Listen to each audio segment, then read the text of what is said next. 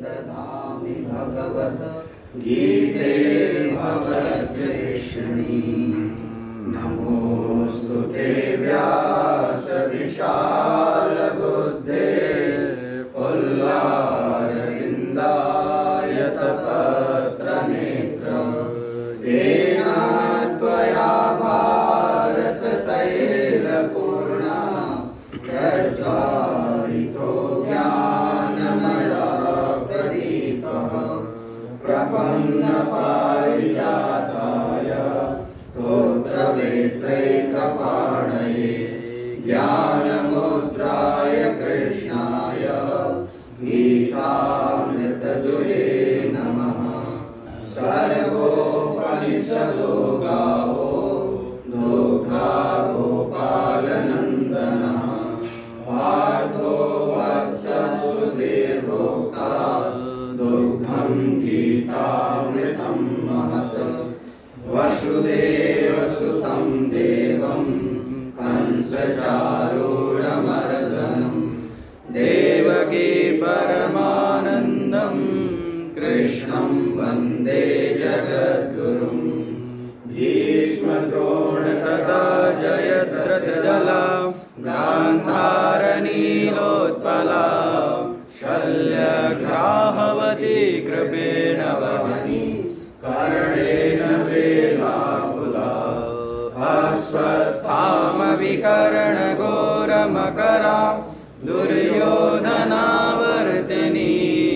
शोद्रीणा खलु पाण्डवैरणनदी कैवर्तका केशवः। पाराशर्यवचा सरोजममलं गीतार्थगन्धोत्कटम्। ज्ञानाख्यानककेशरं हरिकथा सम्बोधनाबोधितं। लोके सज्जनषट्पदैरहरः ते पीयमानं मुदा। भूयात् भारतपङ्कजं कलिमल प्रध्वंसिना श्रेयसे। मूकं करोति वाचालं पङ्गुं लङ्घयते गिरिं। यत्कृपातमहं वन्दे परमानन्दमाधवम्। यं ब्रह्मा वरुणेन्द्ररुद्रमरुता स्तुवन्ति दिव्यैस्तवैः। वेदैः साङ्गपदक्रमोपनिषदैः गायन्ति यं सामगाः। ध्यानावस्थिततद्गतेन मनसा पश्यन्ति यं योगिनो। यस्यान्तं न विदुषुरासुरगणा देवाय तस्मै नमः। श्रीभगवानुवाच। श्रीभगवानुवाच। परं भूयः प्रवक्ष्यामि। परं भूयः प्रवक्ष्यामि। ज्ञानानां ज्ञानमुत्तमम्।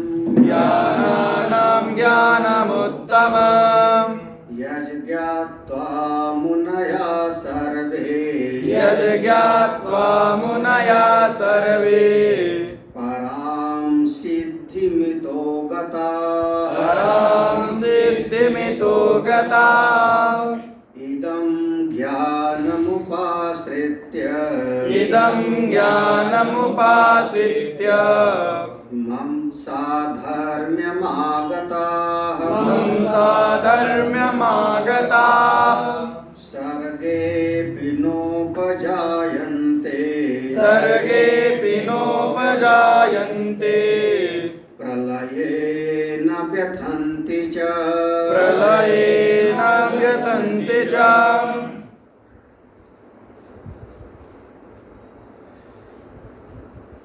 भगवान की कृपा हो,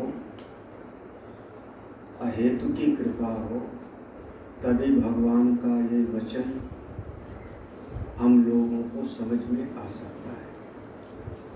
श्रीमद् भगवद गीता का क्या तात्पर्य है, भगवान अर्जुन को क्या समझाना चाहते हैं, ये बिना उनकी कृपा के ठीक ठीक समझ में आता नहीं।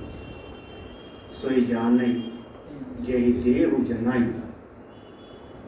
और भगवान कृपा तब करते हैं जब हम उनकी उपासना करते हैं, उनकी भक्ति करते हैं, उनसे प्रेम करते हैं। बिना ईश्वर निष्ठा के, बिना ईश्वर भक्ति के, बिना उनकी शरणागति के उनके वचन हमारी समझ में नहीं आ सकते। कोई बात एक बार भगवान ने बता दिया, उसके बाद भी भगवान को ऐसा लगता है कि शायद अभी अर्जुन इसको अच्छी तरह से धारण नहीं कर पाया, तभी तो उसी बात को दोबारा बताते हैं भगवान। फिर उसी बात को किसी और तरीके से फिर से बताते हैं भगवान। तो गीता जी में एक ही सिद्धांत को कई कई बार भगवान ने पुनरावृत्ति करके समझाया है। ये उनकी करुणा है, उनकी कृपा है। जैसे कोई बच्चा होता है तो उसको जो स्कूल की टीचर होती है हजारों बार वही एक शब्द याद कराएंगे। का माला से कमल होता है, का से कबूतर होता है, हजारों बार। ये उनकी विशेष करुणा है। इसीलिए भगवान कहते हैं इस परम ज्ञान की बात को मैं फिर से बताता हूँ, भूया फिर से बताता हूँ। इसका मतलब है कि पहले भगवान इसको बता चुके हैं, तभी तो कह रहे हैं फिर से बताता हूँ। और इस ज्ञान की महिमा ये है कि ये समस्त ज्ञानों में श्रेष्ठ है। ज्ञानानाम उत्तमम ज्ञानम। समस्त ज्ञानों से कौन से? व्यवहारिक जगत के ज्ञान, लौकिक जगत के ज्ञान, या हम कहें जीवकोपार्जन वाले जितने ज्ञान हैं उनसे यह ज्ञान सर्वश्रेष्ठ है, क्योंकि ये ब्रह्म विद्या को बताता है, अपनी आत्मा का प्रतिपादन करता है। ये सर्वोत्तम ज्ञान है। और इसमें जैसे एक मन में प्रश्न आ जाता है, कोई कहे कि ये चीज़ बहुत बढ़िया है, तो हमारे मन में आएगा अच्छा ये चीज़ आप पहली बार हमको ही दे रहे हैं क्या?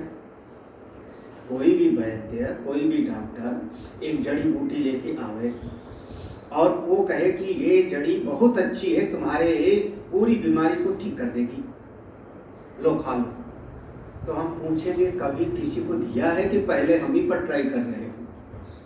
यही ना। अगर पहली बार हम ही पर ट्राई कर रहे हो तो महाराज इसके लिए मैं तैयार हूँ, पता नहीं जड़ी बूटी में क्या है। अभी जैसे कोरोना वाली जो वैक्सीन समझते कि नहीं? वैक्सीन शब्द आ रहा है ना, वैक्सीन मतलब वैक्सीन माने जो है वो उसको वही जीव होते हैं जो कोरोना का जीव है, जिस जीव के शरीर में जाने से और वो पूरा का पूरा बीमारी बढ़ गई, उसी जीव को लेते हैं और उसी जीव को लेकर के और उससे कुछ ऐसा बना करके और किसी ठीक ठाक आदमी के शरीर में उसको इंजेक्ट कर देते हैं, उसको डाल देते हैं टीका करके, वही जीव है। तो शरीर में एक क्षमता होती है जिसको कहते हैं रोग प्रतिरोधक क्षमता, WBC। तो वो शरीर में सुरक्षा के सिपाही है। तो जैसे वो सब पता है उनको, ये वाला बीमारी अमुक का है, ये वाला जीव उसका है, ये वाला जीव चेचक का है, ये वाला जीव हमारे शरीर के लिए ठीक नहीं है। तो जैसे कोई बाहर से जीव जाता है हमारे सांस के साथ में, पानी के साथ में, छींक के साथ में, तो वो भीतर वाला जो सिपाही है उसको मार देता है। ये शरीर की प्रक्रिया चलती रहती है, प्रतिक्षण चलती रहती है। तो जब उसमें उसी जीव को डाल दिया तो शरीर की जो शक्ति है, जो सुरक्षा वाली रोग प्रतिरोधक क्षमता, उसने पहचान लिया ये बीमारी है और उसने जाके उसको मार दिया। और उसके बाद जो शरीर का सिस्टम है वो समझ जाता है कि इस तरीके का जीव आएगा तो ये शरीर को नुकसान कर, जब जब आवेगा तब तब उसको मार देंगे। बस ये होता है, इसी का नाम है टीका। जैसे बच्चा पैदा होता है तो उसको BCG का टीका लगाया, कोई दूसरा टीका लगाया, फिर बड़े हो गए तो चेचक का टीका लगाया। वो जो चेचक का टीका होता है उसमें वही जीव होते हैं, चेचक वाला ही जीव होता है। इसीलिए जब टीका लगाते हैं तो थोड़े दिन बुखार भी आ सकता है, थोड़े दिनों बच्चा बीमार भी हो सकता है, बुखार आ सकता है, वो शरीर उसको फिर पहचानेगा, उसको मारेगा, और उसके बाद हमेशा के लिए पहचान जाएगा कि जब जब इस तरीके का जीव शरीर में आएगा, ट्रेन में बैठे हुए कहीं ऊपर, तो शरीर का वो प्रतिरोधक क्षमता उसको मारती रहती है। ये तरीका होता है वैक्सीन का। तो अभी जैसे कोरोना का जो ऐसी वैक्सीन बनाया कि जिसको शरीर में डाले और शरीर की क्षमता पहचान के मार देवे, वो तरीका अभी तक पक्का नहीं हुआ। इसलिए ज़्यादातर इसका जो है ट्राई उस पर करते हैं जो मरने वाले होते हैं। शरीर का कोई अंग खराब है, मरने वाले हैं, बोले पहले उसको जो ट्राई होता है, फिर चूहों पर ट्राई करते हैं, खरगोश पर उसको लगा के देखते हैं, तरह तरह से ऐसे करते हैं। तो ये कोई दवाई है, आप ले आए हो प्रभु इस श्रेष्ठ ज्ञान को, ब्रह्म विद्या को, तो क्या पहले हम ही को दे रहे हो?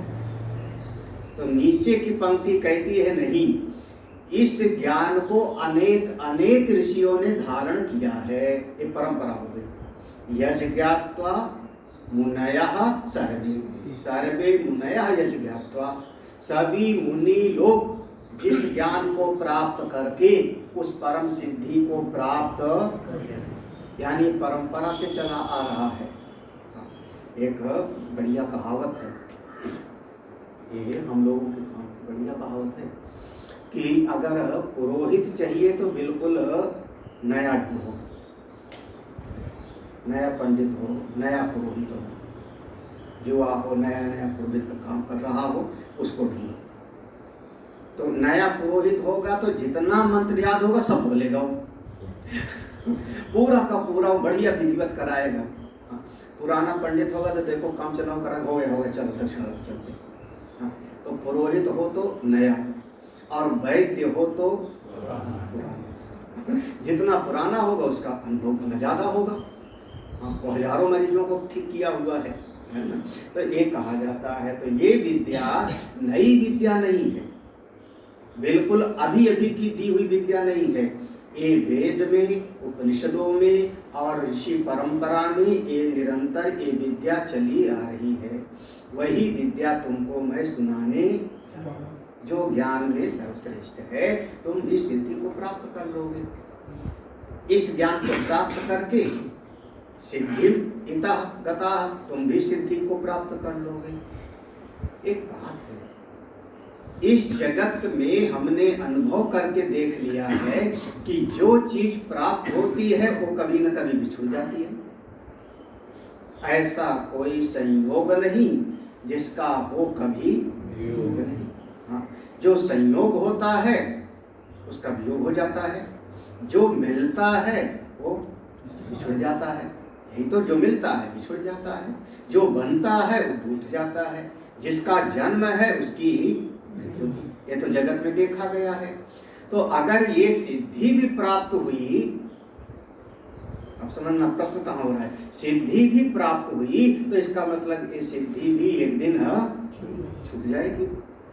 उस बात को करें अस्याच सिद्धे एकांतिकत्वम दर्शयति, तो ये सिद्धि भी आपकी चली जाएगी एक दिन, या वो ज्ञान से जो मिलेगा, इस ज्ञान से जो प्राप्त होगा वो भी एक दिन बिछुड़ जाएगा।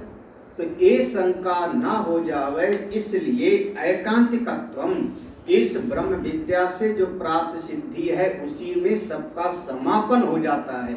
एकांतिक माने उस एक आत्मा में, एक परब्रह्म परमात्मा में सबका समापन हो जाता है, फिर वहां से दोबारा आना नहीं होता। ये बताने के लिए अगला वाला श्लोक है। ये संशय ना पैदा हो जाए कि अगर वह मुक्ति भी मिलेगी तो मुक्ति भी एक दिन छूट जाएगी। जैसे जगत में सारी चीजें मिलती हैं तो छूट जाती हैं, संयोग होता है तो वियोग हो जाता है, ऐसे मोक्ष भी अगर एक दिन मिलेगा तो वो भी छूट जाएगा। ये संशय ना हो जाए, इसलिए अगला वाला श्लोक है। ठीक है, हम लोग श्लोक पढ़ लिए ना। इदम ज्ञानम उपाश्रित्य, इदम ज्ञानम, ये जो ज्ञान बताऊंगा अभी, जो ज्ञान पहले भी बताया है और जिस ज्ञान को आगे बताने जा रहा हूं, ये ज्ञान इदम ज्ञान इस ज्ञान का उपाश्रित्य आश्रय लेकर के, इस ज्ञान की शरण में आकर के, देखो यहाँ पर आश्रित्य और उसमें भी एक उपसर्ग लगा दिया, उपसर्ग है। उप माने समीप। अब जैसे एक उपाश्रित का एक ऐसा है ना, जैसे कहते हैं ना शरण ना, ये हम महात्माओं को तो खूब अनुभव में होता होगा, सभी संतों का। बहुत सारे ऐसे लोग होते हैं जो कहते हैं हमारी गुरु जी पर बहुत श्रद्धा है, बहुत श्रद्धा है, हाँ, बहुत निष्ठा है, बहुत श्रद्धा है, बहुत प्रेम है, हम तो गुरुदेव की शरण में हैं, गुरुदेव के आश्रय पर है, शरण में है। लेकिन मिलेंगे कब? साल में एक दिन, गुरु पूर्णिमा वाले दिन। हाँ, वो भी भीड़ भाड़ में आए, कुछ न कुछ फल फूल चढ़ाया और फिर अगले साल आएंगे। तो वो कैसे शरण में है? तो फर्क है कि नहीं? अब वो साल में एक दिन अगर कोई सामने आते हैं तो उपाश्रित नहीं है, उप माने समीप, समीप तो रहते ही नहीं। तो जाकर के वहां पर घर में बैठ करके घूस ले रहा है, नौकरी में लड़ाई झगड़ा कर रहा है, यही ना, बेईमानी से कमा रहा है, गाली गलौज कर रहा है, मुकदमा लड़ रहा है और कहता है हम गुरु जी की वारे शरण। तो उपमाने बिल्कुल पास रह करके, क्योंकि जब कोई पास रहता है तो उसकी गलतियां पकड़ में आती है। जब कोई साधक आचार्य के पास रहेगा, जिसके पास रहेगा, तो आपके बोलते समय, चलते समय, खाते पीते समय, व्यवहार करते समय सब समझ में आएगा कि कहाँ कहाँ गलती हो रही, तो वो तो सुधारा जा सकता है। और दूर रहेगा तो कैसे सुधारेंगे? बोले गुरु जी, तो फिर दूसरे वाले मत वाला होगा कि नहीं, गुरु जी वहाँ से आके हमको सुधार देंगे आसमान के लोग से। कौन सा? वो एक है परमहंस योगानंद जी, पढ़ा होगा, ऑटोबायोग्राफी यही होगी। और कोई लाहिड़ी महाशय थे, वो सबको परंपरा अलग है। हमारी परंपरा में ये नहीं, हमारी परंपरा में है कि बिल्कुल पास में रहना चाहिए। कैसे पास में? जैसे भगवान राम वशिष्ठ के पास में, गुरु गृह गए बढ़न रघुराई, अल्पकाल सब विद्या बिना शरण में रहे नहीं होता। तो इस ज्ञान का आश्रय लेकर के, इसकी शरण में रह करके, जब इस ज्ञान के शरण में रहेगा तो विचार करेगा। क्या विचार करेगा? क्षेत्र क्या है, क्षेत्रज्ञ क्या है, क्षेत्रज्ञ ये जीव कब बन जाता है और यही क्षेत्रज्ञ ईश्वर कब हो जाता है। जब विचार करेगा तो वो तत्व को जान लेगा। जब तत्व को जान लेगा तो मम साधर्म्यम आगता, वो मेरे स्वरूप को प्राप्त कर लेगा। यहाँ मम साधर्म्यम, इसका जो छोटे वाले अनुवाद में देखोगे तो कई बार लिखा होगा मेरे जैसा बन जाएगा। तो मेरे जैसा, ये ब्रह्म में क्या अनुवाद में, उसमें क्या लिखा गीता वाले में, मम साधर्म्यम, मेरे जैसा, मेरे जैसा गुण वाला, मेरे जैसा रूप वाला, मेरे जैसा। वो भक्ति के मार्ग में कहते हैं सारूप्य मुक्ति, सालोक्य मुक्ति, सायुज्य मुक्ति, वहाँ भक्ति के मार्ग में। यहाँ पर ऐसा नहीं है कि जैसे एक कोई चीज बनाई आपने, एक घड़ा बनाया और दूसरा मिट्टी का लोंदा है, तो हम कहते हैं कि हाँ ये जो मिट्टी का लोंदा है ये थोड़ी देर के बाद में कुम्हार इसको घड़े के जैसा, तो ये घड़ा अलग और दूसरा घड़ा अलग मिट्टी से बन जाएगा, ऐसा नहीं है। दो अलग अलग चीज, मेरे जैसा कोई दूसरा बन जाएगा ऐसा नहीं। ये भक्ति में सारूप्य मुक्ति मानी जाती है, सालोक्य मुक्ति मानी जाती है। वेदांत के ज्ञान में ये मम साधर्म्यम माने यहाँ पर होगा मेरे से युक्त हो जाएगा, मुझसे अभिन्न हो जाएगा, मुझसे अलग नहीं। अरे जैसे कहते हैं नहीं, पढ़ लिख लो तो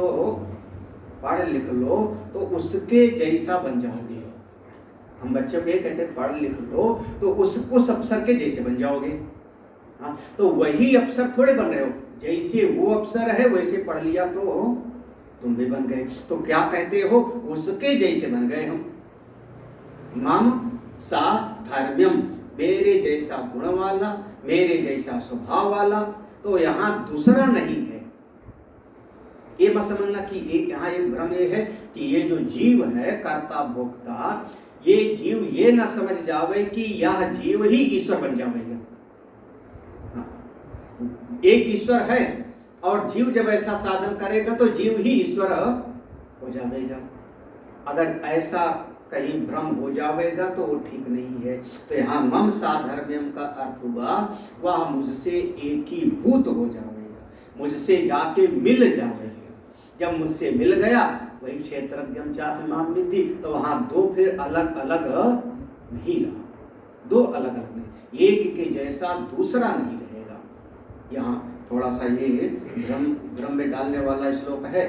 मम साधर्म्यम का अलग से भी अर्थ किया जाता है। जैसे कई बार इसमें ये है कि इस आधार पर कई बार जैसे कोई महापुरुष हैं, बड़ी ख्याति है, साधना किया तो वही महात्मा कह देते मैं भगवान,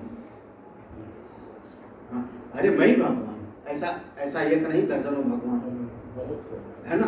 तो वो क्या करे, भगवान तो एक है और कहते मैं ही भगवान हूँ। अरे सारा का सारा मेरी पूजा करो, उपासना करो। तो ऐसा नहीं है, ऐसा नहीं। मतलब यहाँ साधर्म्य में अर्थ हुआ कि परमात्मा से एक हो जाते हैं, उनसे अलग होकर के कोई दूसरा परमात्मा नहीं होता। देखो अच्छा, फिर जब उनसे एक हो गए तो परमात्मा से एक हो गए तो सर्गे बिना उपजायन्ते, तो सृष्टि जब भी बनेगी तब उनका कोई जन्म नहीं, क्योंकि जो परमात्मा को पा लेता है उसका दोबारा कभी जन्म, ये भगवान ने पहले गीता में कहा है, यद गत्वा न निवर्तन्ते तद्धाम। पहले कहा है, ये तो 15वें अध्याय में आएगा ना, यद गत्वा, ये तो 15वें अध्याय में है। पहले कहाँ लिखा है इसका, बताओ इसका उदाहरण कोई। अरे अभी 13वें अध्याय तक न स भूयो भी जायते, वह दोबारा उसका जन्म नहीं होता। अभी 13वें अध्याय में था, फिर 9वें अध्याय में है यद गत्तो नहीं, यम प्राप्य न निवर्तन्ते, हाँ यम प्राप्य न निवर्तन्ते, ऐसे कई जगह पर है। तो सर्गे पे लोग जानते। अच्छा, प्रलय ना व्यथन, जब प्रलय होने लगे तब सब नष्ट होने लगे तो उसको कोई चिंता व्यथा नहीं होती, ऐसा उसके भीतर गुण आ जाएगा। तो दोबारा उसको जन्म नहीं और सृष्टि रहे चाहे चली जाए उसको कोई व्यथा नहीं, ऐसा उसको लक्षण हो जाएगा। भाष्य देख लेते हैं, भाष्य में स्पष्ट हो जाएगा। इदम से इदम ज्ञानम यथोक्तम उपाश्रित्य ज्ञान साधनम अनुष्ठाय इति एतत्। इदम ज्ञानम, इस ज्ञान को, यथोक्तम जैसा हम बताएंगे और जैसा पहले बताया है, जैसा पहले बताया है यथा उत्तम, और जैसा आगे बताएंगे। उपाश्रित्य, उपाश्रित माने ज्ञान के साधन का अनुष्ठान करके। देखो उपाश्रित्य का अर्थ क्या किया, जो ज्ञान के साधन हैं उनका अनुष्ठान करके। अरे ज्ञान का साधन, जैसे हम मान लो कोई याद कर ले, भगवान ने क्या कहा था, भगवान ने रामायण में कहा भगत के साधन कहाँ बखान, ऐसे है ना, भगत के साधन कहाँ बखान। तो भक्ति के साधन का मैं वर्णन करता हूँ, तो जो साधन भगवान ने वर्णन किया भक्ति का, वो क्या केवल याद करने के लिए कि अनुष्ठान करने के लिए, है ना, उसको जीवन में लाने के लिए ना। तो ऐसे जो ज्ञान का साधन बताया जाएगा, इसको अनुष्ठाय इति एतत्, अपने जीवन में धारित करके ला करके जब कोई साधना करेगा तब कैसा होगा, माम परमेश्वरस्य साधर्म्यम मत स्वरूपताम आगता प्राप्ता इत्यर्थो, न तो समान धर्मताम साधर्म्यम क्षेत्रज्ञ ईश्वरयो भेदान अभ्युपगमात गीता शास्त्रे। करें देखो, मम परमेश्वरस्य, मुझ परमेश्वर के साधर्म्यम मत स्वरूपताम, साधर्म्यम माने मेरे स्वरूप को प्राप्त कर ले, वही मेरे स्वरूप से एक हो जाएगा। जानत तुम्हें मेरे स्वरूप से एक हो जाएगा। आगता प्राप्त, ये इत्यर्थ, यही इसका अर्थ है। जो मैंने पहले समझाया तो ये भाष्य में यहाँ पर वही उस बात को कहा था, वो यहीं से हमने पढ़ाया अभी बताया था। ना तो समान धर्मताम साधर्म्यम, समान धर्मताम माने दो चीजें एक जैसी नहीं हो जाएंगी। जैसे एक घड़ा के जैसा दूसरा घड़ा, एक चीज के जैसे दूसरी चीज, जैसे कोई जीव है जीव बना रहे और ईश्वर के जैसे दूसरा ईश्वर, ऐसा नहीं हो जाएगा। ना तो समान धर्मताम, मैंने समझा दिया था ना, ईश्वर के जैसा दूसरा नहीं हो जाएगा। क्यों? क्योंकि क्षेत्रज्ञ ईश्वरयो भेदान भेद अनभिगमात, इस पूरे गीता शास्त्र में क्षेत्रज्ञ और ईश्वर अलग अलग कहीं बताया नहीं। क्षेत्रज्ञ ईश्वरयो, क्षेत्रज्ञ और ईश्वर के बीच में भेद, कोई भेद अनभिगमात, इस पूरे गीता शास्त्र में इसका निरूपण नहीं किया। क्षेत्रज्ञ ही ईश्वर, यही बताया ना। कब? जब शुद्ध हो जाए तो, शुद्ध हो जाए तो, शुद्ध हो गया तो वही क्षेत्रज्ञ ईश्वर है। जैसे आभूषण है, आभूषण जब खरा हो गया 24 कैरेट का हो गया तो वही स्वर्ण है। अब आभूषण को गलाने के बाद आप कहो कि ये सोने के जैसा हो जाए, क्या कैसा हो कह रहे हो? तो गड़बड़ हो रहा है ना, नहीं समझिए, नहीं समझिए। इतना सोना है मेरे पास में, 1 किलो सोना रखा है, एक कोई गहना लेके आया, उस गहने में कुछ न कुछ तांबा मिला है तो 18 कैरेट का है, 20 कैरेट का, यही ना। तो अब हम कहें कि अगर इसको गला देंगे तो ये इसके सोने के जैसा हो जाएगा। अरे वो सोना ही है ना, गला दिया आपने, उसका तांबा अलग हो गया तो सोने के जैसा नहीं हुआ, बल्कि वो स्वयं ही सोना ही है। अब वो खरा सोना है 24 कैरेट का। वैसे ये जो क्षेत्रज्ञ है, जब इसके भीतर की अविद्या, अस्मिता, क्लेश ये सब निकल गई तो ये ईश्वरीय ब्रह्मस्वरूप, उस बात को यहाँ पर कहा। हाँ अच्छा, अब नीचे की जो पंक्ति में है श्लोक में सर्गे पिनोपजायन्ते, उसके लिए कहते हैं फलवादा च अयम स्तुत्यर्थम उच्यते। फलवादा, वो जो नीचे की पंक्ति में है ना कि इस ज्ञान को प्राप्त करने के बाद फिर उत्पन्न नहीं होता और साथ ही साथ प्रलय में भी व्यथित नहीं होता, मृत्यु से भी डरता नहीं, मृत्यु का भय समाप्त हो जाता है उसको। तो वो कह रहे हैं फलवाद है, फलश्रुति है। क्यों? क्योंकि इस ज्ञान की स्तुति की गई है। जब किसी ज्ञान की स्तुति की जाती है तो कोई न कोई जीव उसके प्रति जिज्ञास हो जाता है, रुचि बढ़ जाती है। क्या स्तुति है?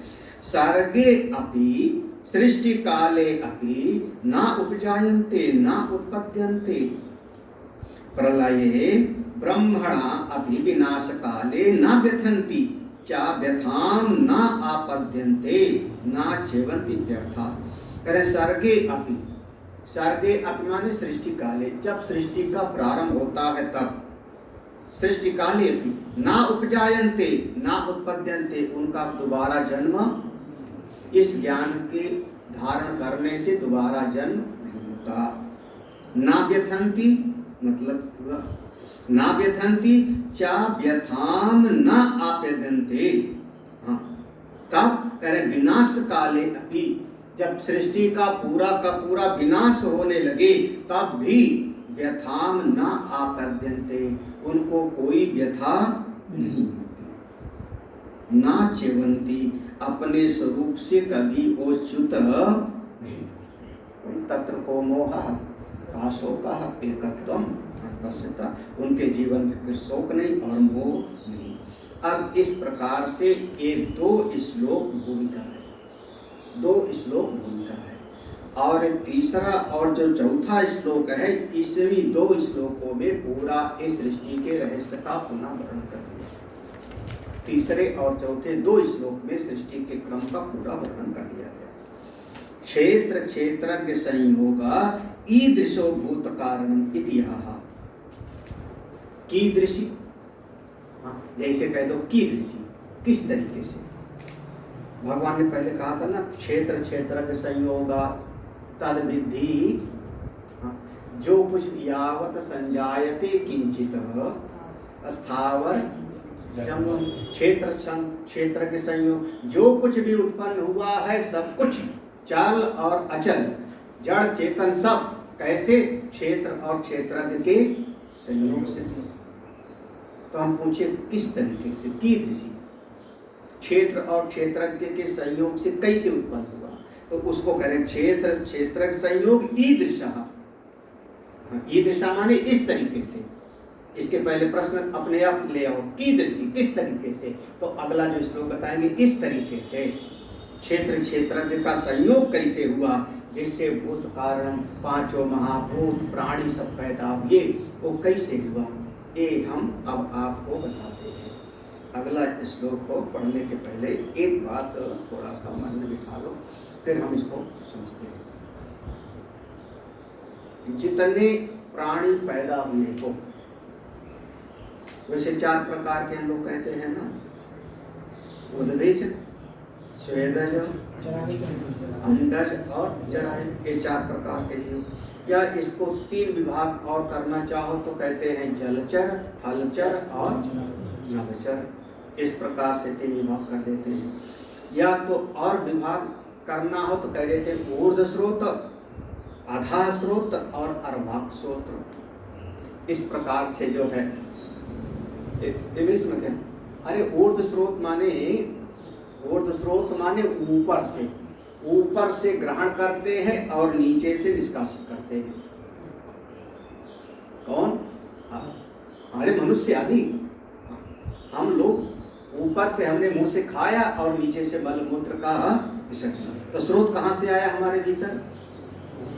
ऊपर से लिया हमने, ऊर्ध्व स्रोत, इसको कहते हैं ऊर्ध्व स्रोत।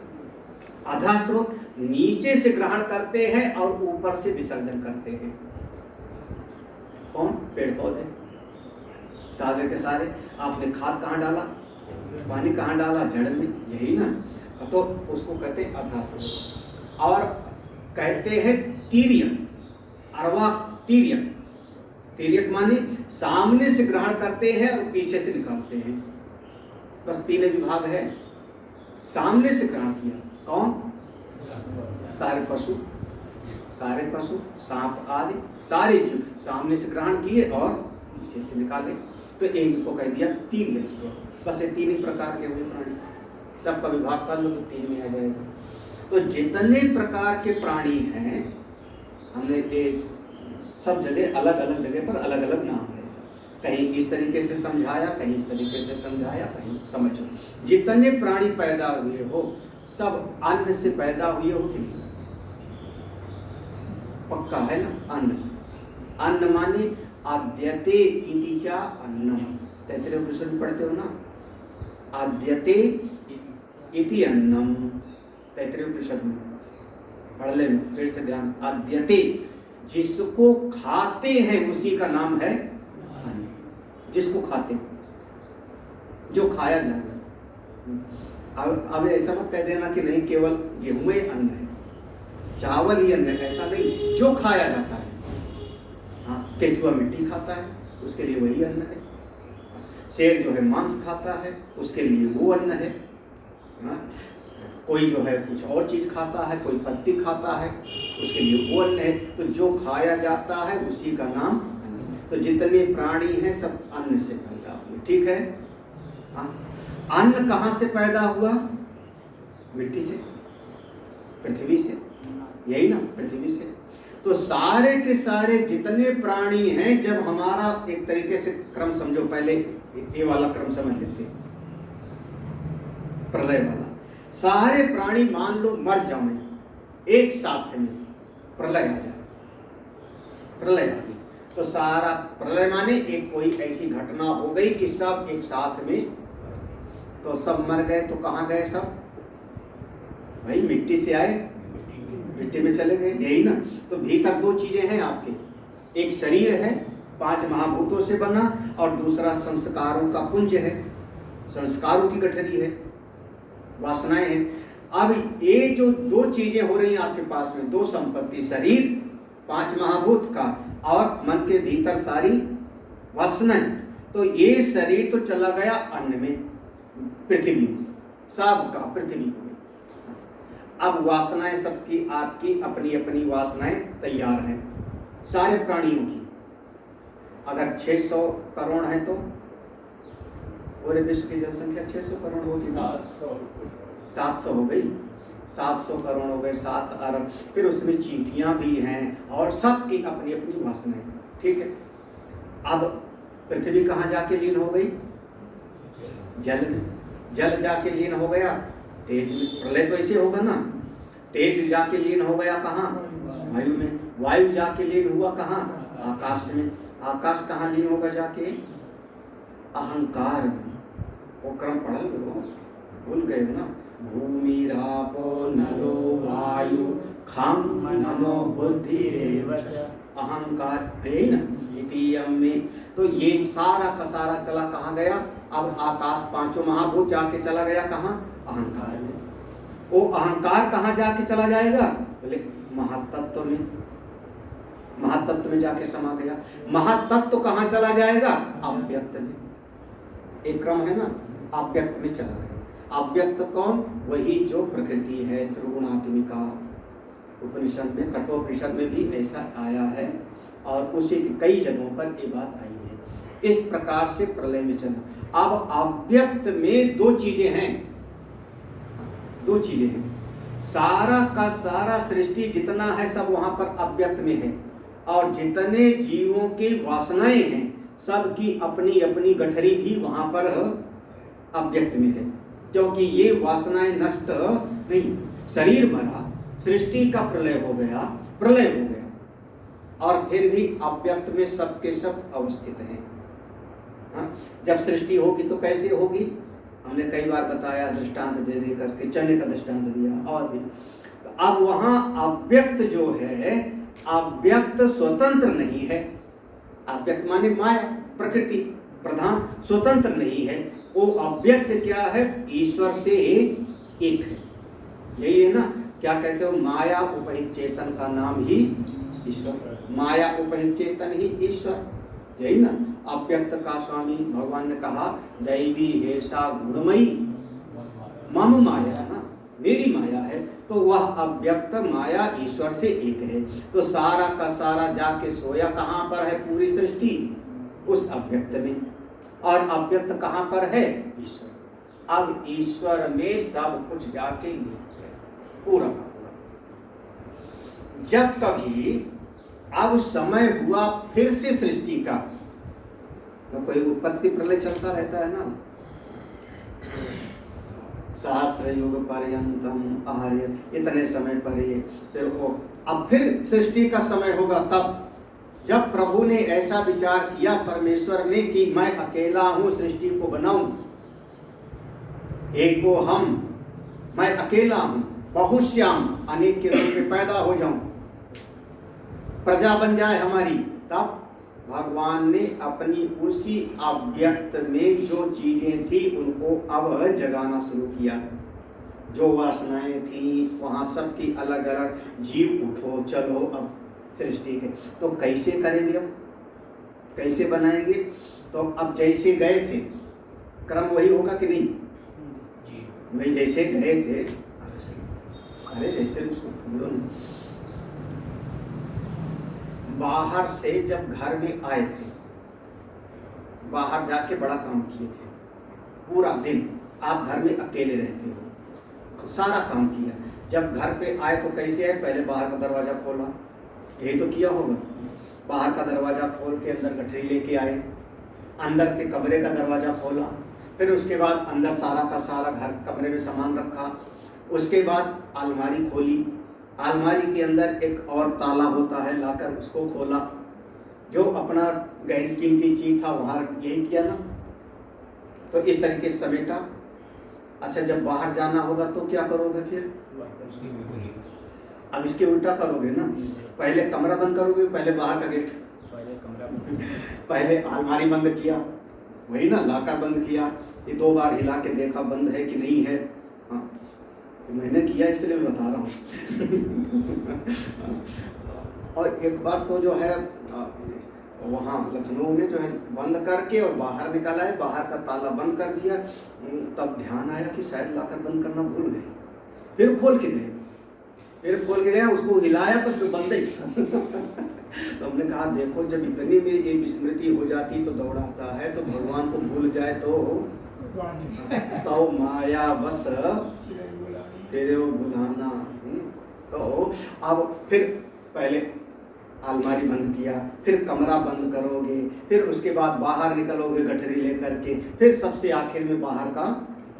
तो जैसे आप आए थे सिमटे थे वैसे आप बाहर भी, यही ना। तो जैसे प्रलय में सारी सृष्टि गई थी और उस ईश्वर में एकीभूत हो गई थी, तब वहां से जब चलना होगा, पुनः सृष्टि का समय आया उत्पत्ति का, सब मम प्रिय मम, तब कैसे?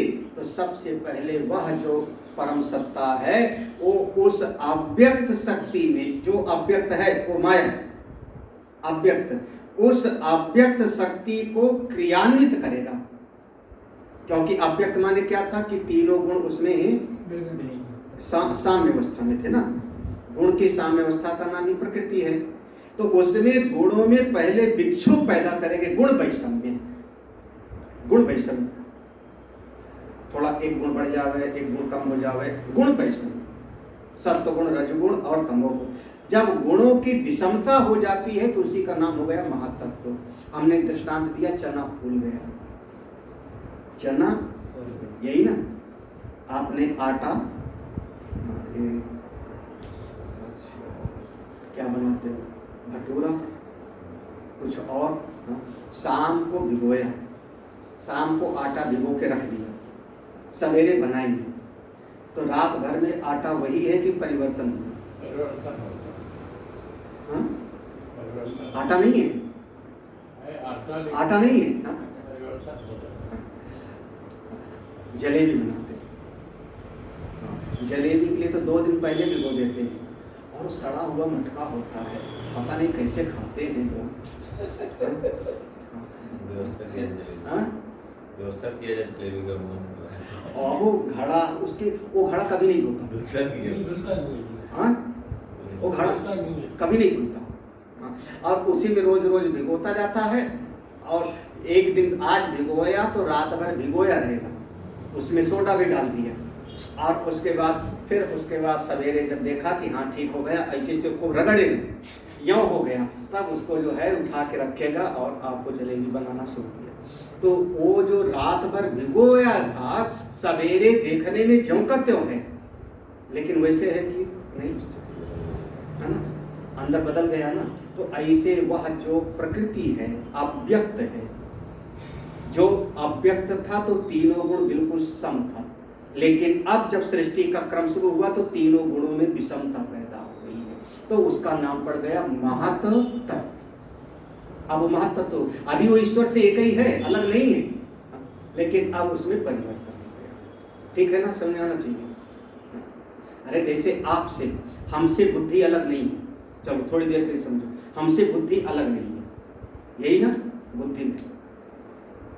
मैं शांति से बैठा हूँ, ये दृष्टांत मैंने दिया है, और कोई आके कहता है तुमको मैं 50 लाख रुपया देता हूँ, लो, हाँ अब बुद्धि, अब बुद्धि ने कहा मैं धनी हूँ, हाँ हमसे ठीक से बात करना। अब बुद्धि अभी भी मेरी है, मेरे भीतर है, लेकिन अब बुद्धि ने अपने आप को धनी समझ लिया, तो और जो पहले शांत था अब बुद्धि शांत नहीं रही ना, अब बुद्धि शांत नहीं रही, अब उस बुद्धि में जो है वैषम्यता हो गई, इसका नाम हो गया महातत्व। उपनिषद में पढ़ोगे, मुंडक उपनिषद में लिखा होगा तपसा चीयते ब्रह्म, तो फूल गया वो, चीयते मैंने फूल जाना, उसमें अब सृष्टि का क्रम का शुरू हो रहा है। क्या मुंडक उपनिषद पढ़ा गया? पढ़ाया था, तो इतना सारा तो पढ़ लिया, तो काहे के लिए फिर तो अच्छा, अब जो अब हो गया वो बन गया महातत्व। ईश्वर अव्यक्त, उस अव्यक्त माने माया के स्वामी का नाम, वो दोनों अभिन्न है, एक है ना, उनसे अलग नहीं है। गिरा अर्थ जल बीच सम कयत भिन्न, वो शांत था, लेकिन अब उस माया में प्रकृति में जब विषमता हो गई तो उसका नाम हो गया महातत्व, यही ना। अब वो महातत्व हो गया, तब उसमें अब सृष्टि का प्रारंभ होने लगा ना। तो सृष्टि का प्रारंभ होने लगा, तो जितने जीवों की वो वासनाओं की पोटली थी वो सब का सब उसी के भीतर जाकर के समा गया ना। वो जो जब वो बनने के लिए तैयार हुआ, महातत्व गुण वैषम्य हो गया, तो उसी में सबके जीवों की जो वासनाएं थी वो आकर के इधर, जैसे वो पर्दे पर यहाँ पर चिड़िया बनाएंगे, यहाँ पर सूरज बनाएंगे, यहाँ पर ये बनाएंगे, तो सबकी वासनाएं आकर के वहाँ पर किस तरफ से कैसे कौन कौन सा अंकुर प्रकट होना है, सबकी वासनाएं उसमें आकर के समाहित हो गई। तब उसका नाम पड़ जाएगा हिरण्यगर्भ। ठीक है ना। अब उसके भीतर सब निश्चित हो गया कि यहाँ पर ये बनाऊंगा, यहाँ पर ये बनाऊं। जैसे फिर वही दृष्टांत दूं, जब हमारी बुद्धि को पता लगा मेरे पास तो धन है, फिर हमारी बुद्धि कल्पना करने लगी, तब हमारी बुद्धि सोचते सोचते क्या सोच लिया, स्कूल बनवाऊंगा, एक अस्पताल भी साथ में हो, क्योंकि बच्चे बीमार बहुत पड़ते हैं, यही ना। तो एक स्कूल बनवाऊंगा, एक अस्पताल बनाऊंगा, अस्पताल में 2 डॉक्टर रखूंगा, फिर अस्पताल होगी कि तो एक एम्बुलेंस भी रखनी पड़ेगी। एम्बुलेंस रखने का एक फायदा है कि अगर सरकारी नीली बत्ती की गाड़ी ना मिले तो एम्बुलेंस आगे आगे लेके चलो, तो नीली बत्ती तो चल रही है आगे आगे।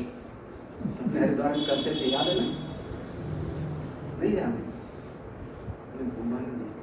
नहीं, अच्युतानंद जी, अच्युतानंद जी जब आनंद उत्सव इधर जाते भूला, अच्छा मान लो कोई दूसरा आदमी होगा तो वो कहेगा खेत खरीदूंगा, किसान आदमी कहेगा, पंजाबी आदमी कहेगा खेत खरीदूंगा, किसी महिला को मिल जावे रुपया तो कहेगा बस चलो सुनार की दुकान पे सबसे पहले जेवर खरीदूंगा। तो ये सब की जैसी जैसी वासनाएं होंगी वैसे वैसे तो चित्त में आवेगा ना कि नहीं। इन लोगों को मिल जावे तो सबसे पहले मोबाइल खरीदूंगा। ये वासनाएं कहाँ की होगी, महत्व नहीं थी या अलग थी? सब वही था, सूक्ष्म रूप में था, बीज रूप में था, उसके सेल्स वैसे थे, लेकिन अब सब वासनाएं आकर के जब उसी में प्रकट होने लगी अलग अलग, तो उसका नाम हो गया हिरण्य। ठीक है ना। अब समझना, तो वह अव्यक्त, अव्यक्त से हुआ महातत्व, महातत्व से सब वासनाएं अलग अलग व्यक्त हो गई, तो उसका नाम हुआ हिरण्य। ठीक है। अब यहाँ से फिर अब आगे की सृष्टि प्रारंभ हो जाती। अब वह जो वासनाएं थी उनको प्रकट होने के लिए साधन चाहिए। जैसे मन में इच्छा है बोलने की तो वाणी चाहिए, मन में इच्छा है देखने की तो आंख चाहिए, बिना आंख के कैसे देखेगा। तो उन वासनाओं के प्रकट होने का साधन चाहिए, तब उससे फिर बना आकाश। अब आकाश से बन गई वायु, वायु से अब सृष्टि का पूरा क्रम पढ़ लेंगे। वायु से फिर जो है तेज, तेज से पृथ्वी, जल, जल से पृथ्वी, फिर उससे अन्न और फिर जीवों की सृष्टि हो।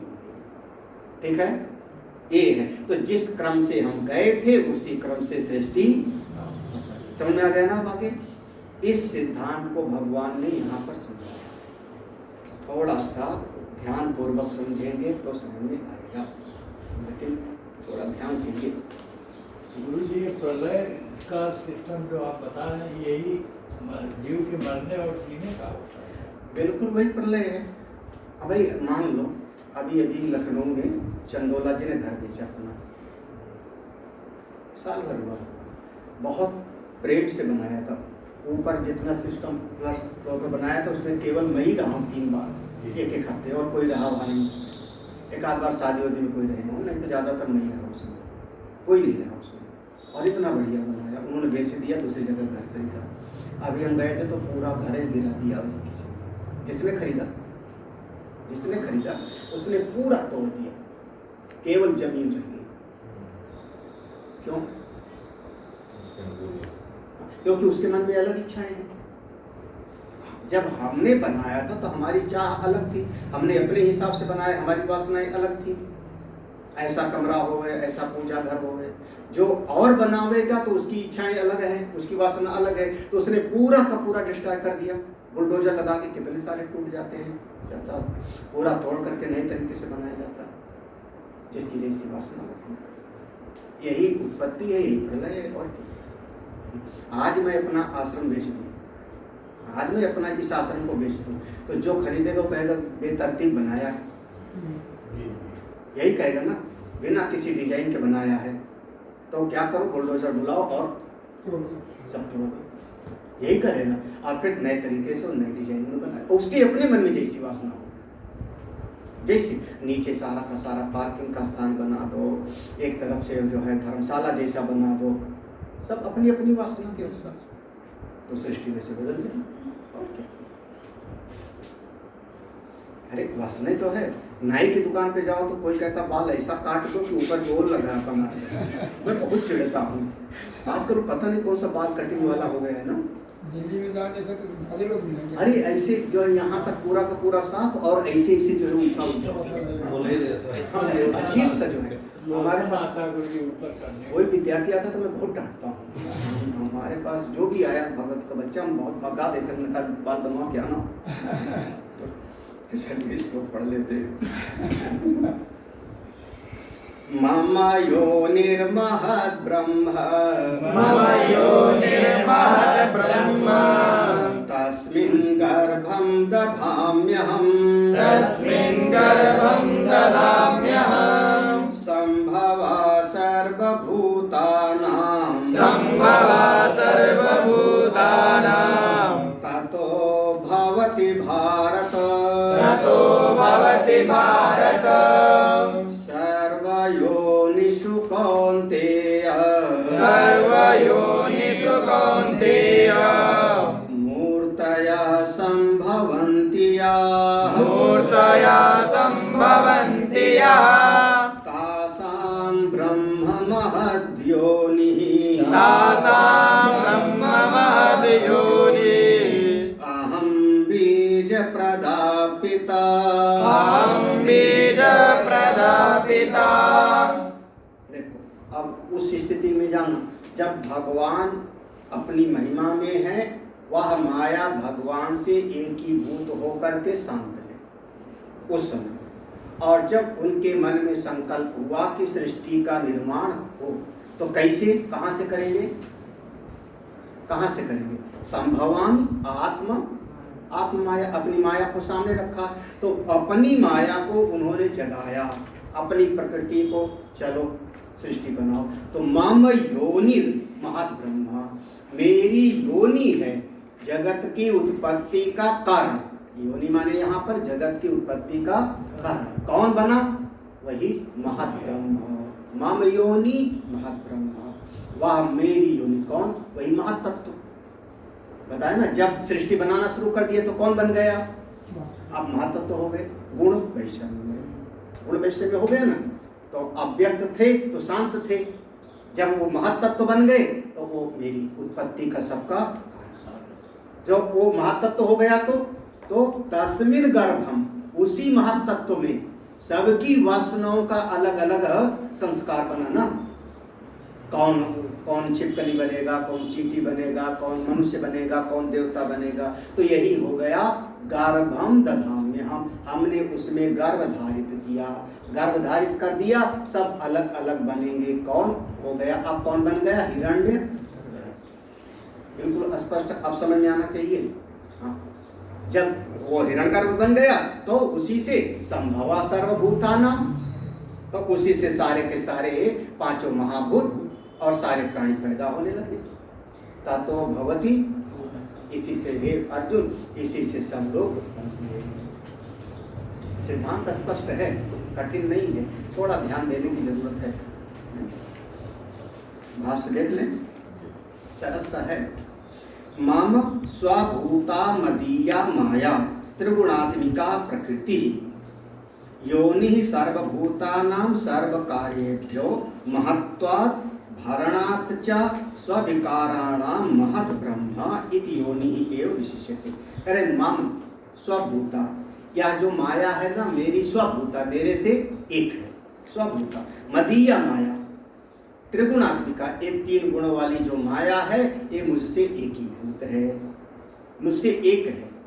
देखो यहाँ पर तीन शब्द प्रयोग किया है, मदीया मेरी है, माया त्रिगुणात्मिका और प्रकृति, तीनों शब्द प्रयोग किया है। मेरी माया है, तीन गुणों वाली है, इसी को प्रकृति कहते हैं। एक कौन है? मेरे से एक है, एक है, लेकिन यही सारे जगत की उत्पत्ति का कारण बन जाती। जब उत्पत्ति मैं करना चाहता हूँ तो इसी को कहता हूँ चलो सृष्टि बनाओ, तो ये महातत्व बनेगी, सबका कारण बन गई। कैसे? योनि सर्वभूतानाम सर्व कार्यभ्यो।